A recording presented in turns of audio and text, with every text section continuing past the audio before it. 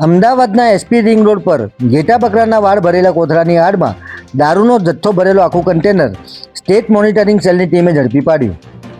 નમસ્કાર મિત્રો, હું વિપુલ પટેલ, શિક્ષાપત્રી સંદેશ ન્યૂઝ સત્યની સાથે. એક નજર આજના મુખ્ય સમાચાર પર. અમદાવાદમાં વિદેશી દારૂની હેરાફેરીના વધુ એક મોટા કિસ્સાનો પર્દાફાશ થયો છે, જેમાં સ્ટેટ મોનિટરિંગ સેલની ટીમે અમદાવાદના એસપી રિંગ રોડ પરથી વિશાળ દારૂનો જથ્થો ભરેલું આખું કન્ટેનર ઝડપી પાડ્યું છે.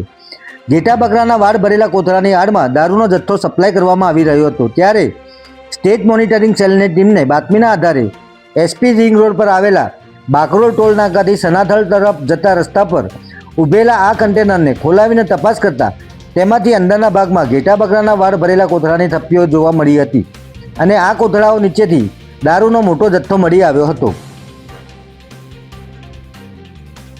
પોલીસે સરકારી પ્લોટમાં આ ટ્રક ખાલી કરાવી ઘેટા બકરાના વાળ ભરેલા 196 જેટલા કોથળા ઉતારાવ્યા હતા.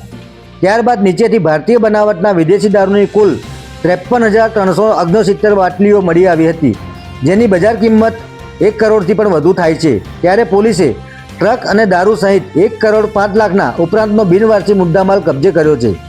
આ ઉપરાંત ટ્રકમાંથી ફાસ્ટેગ, ફ્યુઅલ અને ટોલ પાવતી સહિતના કાગળો પણ મળી આવ્યા હતા. ત્યારે પોલીસે ટ્રકના ડ્રાઈવર સહિત કુલ 6 વ્યક્તિને વોન્ટેડ જાહેર કરી આ કરોડો રૂપિયાના દારૂના નેટવર્કના મૂળ સુધી પહોંચવા માટે પ્રયાસો શરૂ કર્યા છે.